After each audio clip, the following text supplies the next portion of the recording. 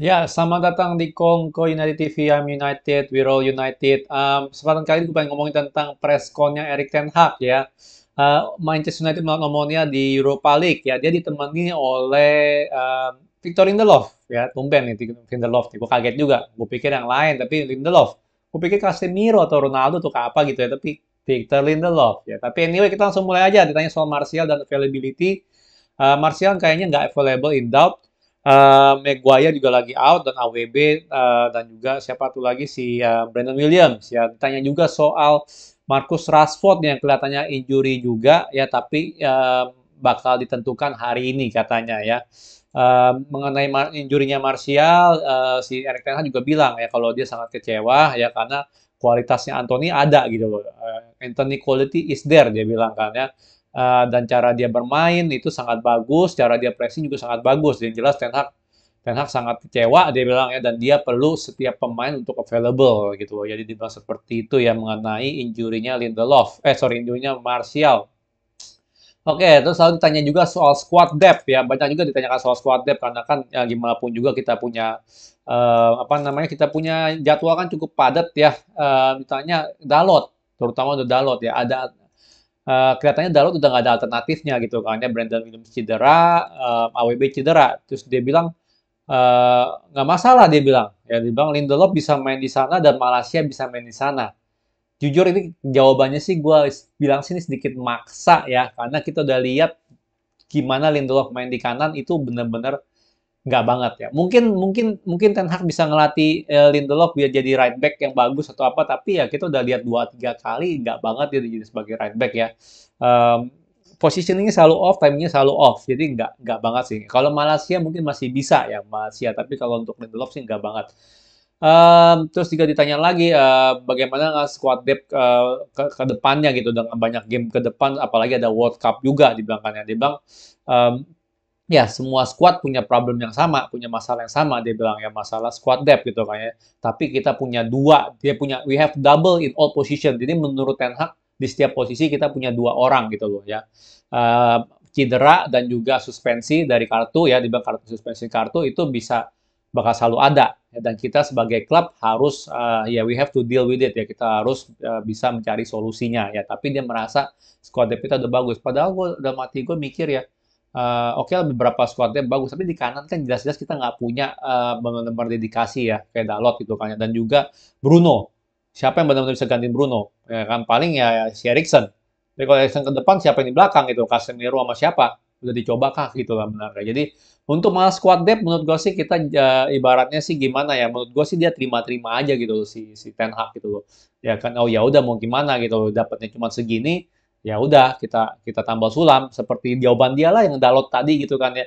Oh Lindelof bisa main di kanan gitu kan, ataupun Malaysia bisa main di kanan ya kan. Jelas kalau Lindelof sih nggak banget gitu kan ya. Lalu ditanya juga apa nih? Oh ya ditanya juga soal soal pertandingan ntar malam gitu kan ya. Apa namanya, kalau kita bermain bermain apa, kalau kita nggak juara grup ya di Europa League, kita bakal lebih banyak game yang untuk dimainkan gitu kan ya. Dia bilang, ditanya juga seberapa penting untuk memenangkan grup ya, dan ini sih jawabannya udah pasti kita tahu lah ya. Dia jawab, ya kita punya tujuan, ya kita punya aim itu untuk menjadi top of the group, ya kan. Kita mau menghindari bermain lebih banyak game lagi gitu bang gitu, dan kita pengen memenangkan setiap pertandingan ya. Kita udah tahu lah ya mentalnya si Erik ten Hag tuh gimana ya, dia pengen menangin setiap pertandingan ya, bukan masalah rotasi, bukan masalah mainin ini ya. Ditanya juga gitu loh soal apakah lu bakal mainin fringe players ya, atau pemain-pemain cadangan atau pemain-pemain muda lah kali mungkin ya, maksudnya fringe players ya. Dia bilang enggak, dia bilang dia nggak jawab enggak sih, dia bilang dia bakal all out for victory ya. Dia pengen coba ya, pengen main all out itu buat menarik kemenangan ya. Kita mau menangkan pertandingan ini ya, itu lawan Omonia. Terus ditanya juga soal ke Lindelof, ditanya soal kompetisi ya.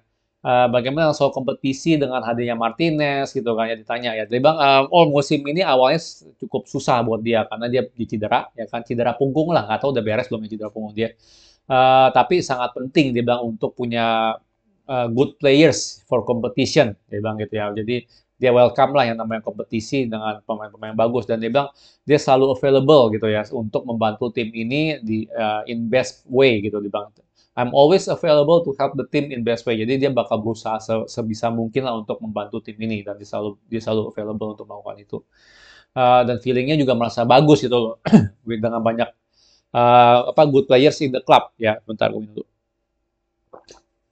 Oke, langsung lanjut lagi. Tanya soal Erikson ke Erik Ten Hag ya. Erikson start di setiap game ya kan. Gimana cara lu manage waktunya dia? Dia bilang itu kan. Dia bilang semua pemain kita harus manage waktu game time-nya ya. Kita harus merotasi dan kita harus merotasi gitu loh. Apalagi pada saat kita ada apa namanya injury ya, ada cedera ataupun suspensi ya. Tapi dia nggak jawab dengan jelas ya. Merotasi dengan siapa ya? Sayang banget tuh, pengen tahu sebenarnya kalau sampai Erikson mau dirotasi dengan siapa ya. Kamfred kah? Benar nggak? Atau apa gitu? Atau McCam?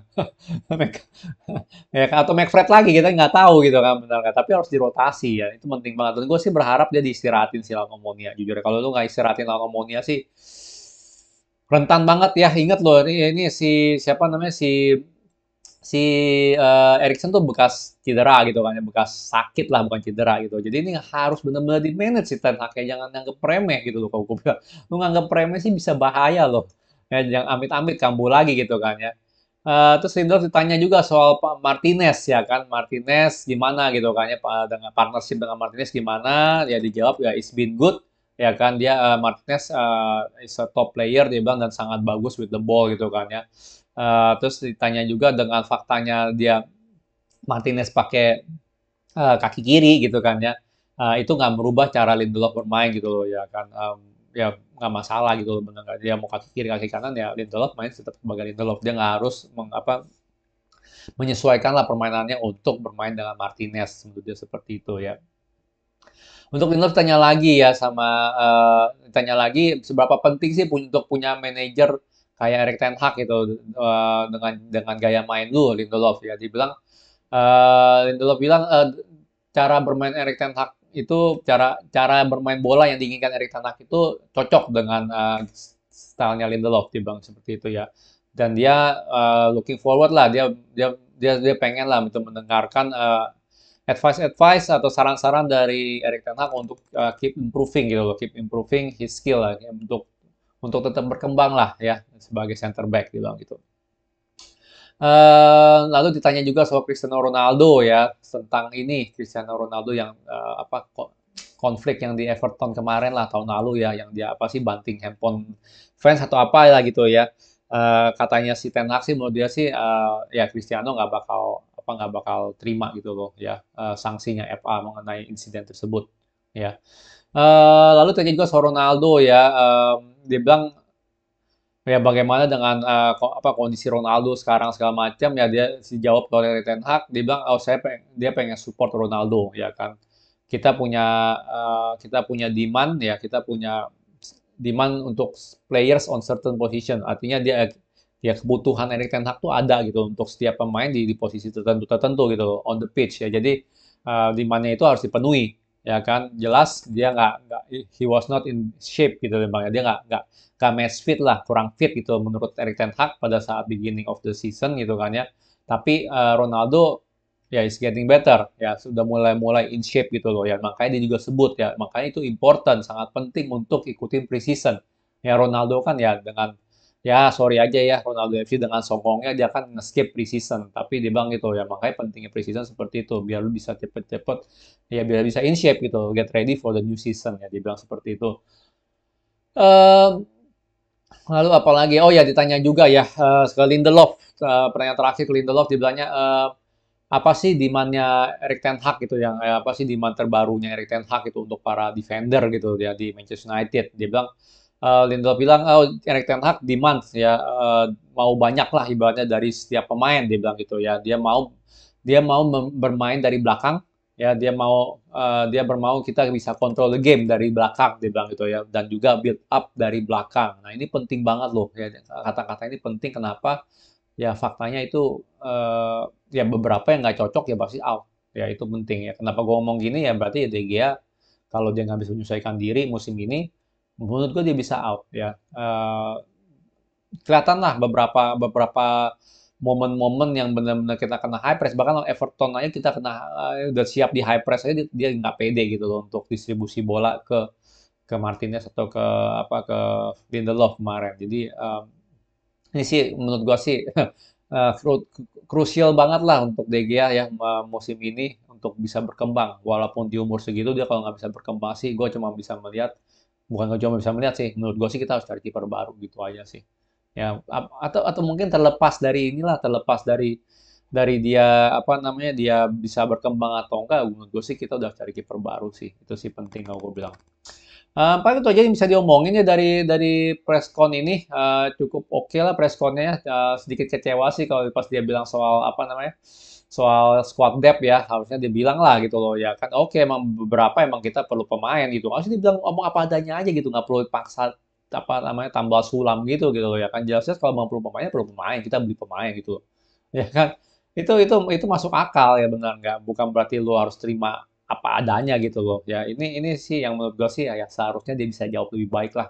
Ya, oke. Gimana menurut kalian pressconnya Erik ten Hag ya dan juga apakah kalian apa namanya tuh eh worry ya apa sih itu worry khawatir gitu loh ya Rashford kemungkinan besar bisa nggak main gitu loh ya tapi ada nggak sih dia di latihan gue penasaran deh ya tapi dia bilang bisa nggak available ya kalau Rashford nggak available berarti Anthony Ronaldo sama Sancho paling di depan kali ya. Ya, coba deh, gue pengen tahu di komen ya. Kalau suka jangan lupa like, subscribe, and thank you for watching.